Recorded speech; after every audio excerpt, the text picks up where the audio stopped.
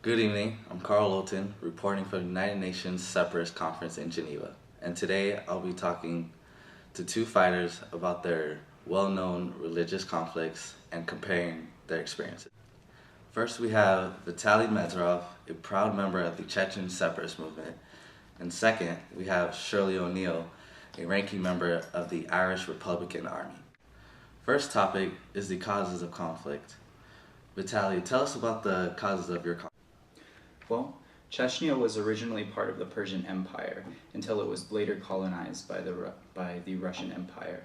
The Russians then took over Chechnya later, which resulted in bitter hatred and resentment between the two.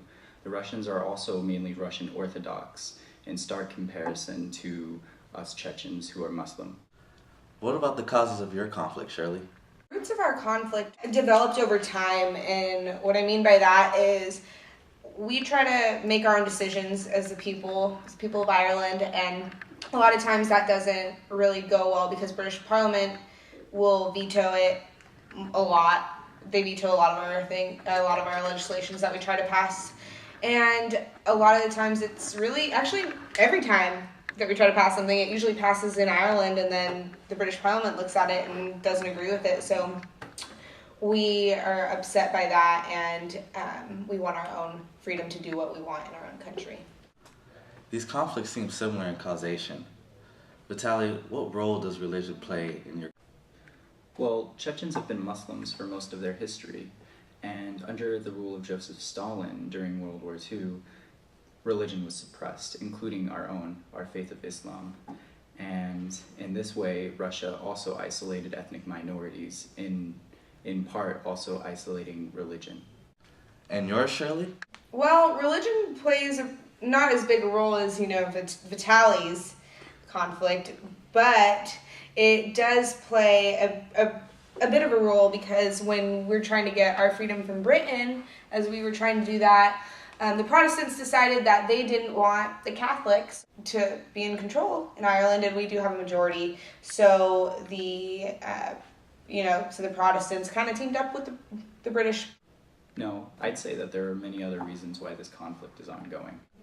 To name a few, I'd say the mistreatment of the Chechen people, the difference between Chechen and Soviet ideology, the way the fighting took place, and also the justification for the wars that were waged against us. How were your people mistreated? Under the rule of Joseph Stalin during World War II, the Chechen people were forcibly deported, and our republic was dissolved. Only under Khrushchev were we able to return to our republic.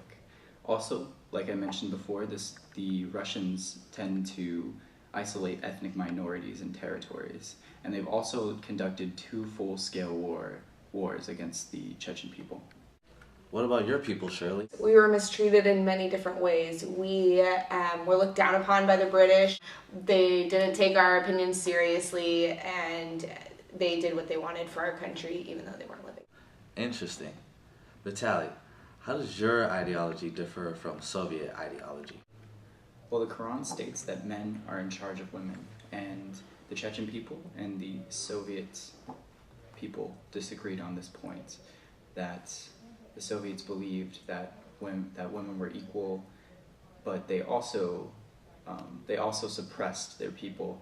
They stopped freedom of speech and freedom of assembly, and the Chechen minority weren't able to voice their opinion in anything dealing with policy. What about yours, Shirley? I don't really know if our ideologies were different in any way. I just feel like we wanted our freedom, and the British didn't want to give it to us. Vitaly, earlier you mentioned the way the fighting took place. What do you mean by that?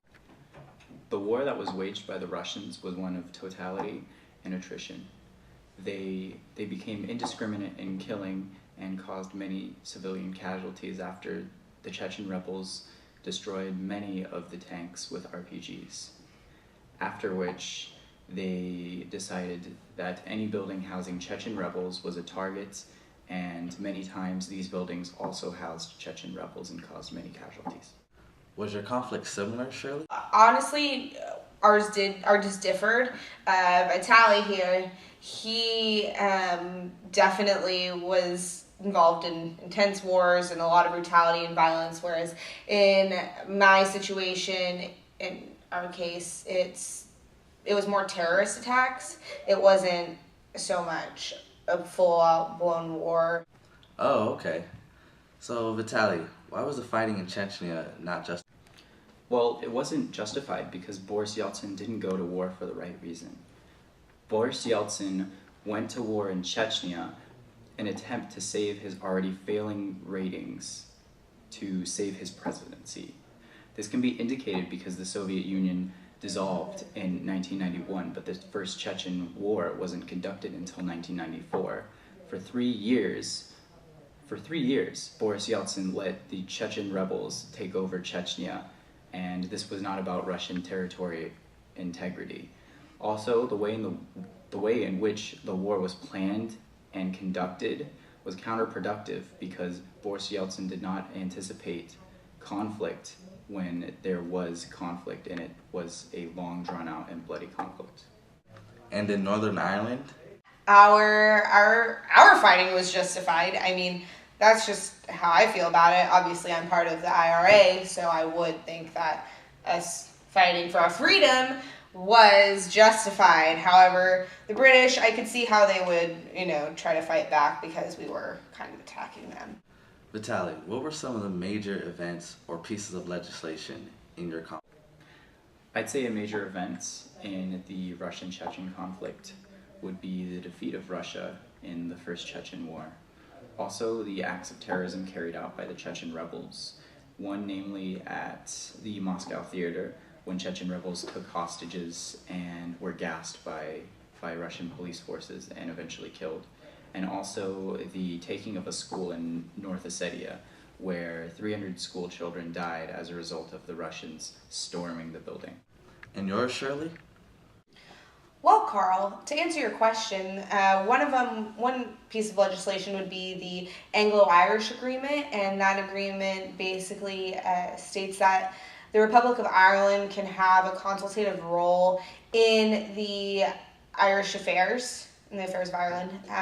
Also, another one would be the Good Friday Agreement, and the Good Friday Agreement basically stated that British troops were not allowed to be in Ireland. And then there's one that we're trying to pass right now, which is the St. Andrews Agreement. And the St. Andrews Agreement basically helps us to set up our own police system, and it's just going to be really great. I'm really excited. Thank you, Shirley and Vitaly. I'm glad we were able to further explore the conflicts in Chechnya and Northern Ireland. This is Carl Olton reporting for the United Nations Separatist Conference in Geneva. Thank you.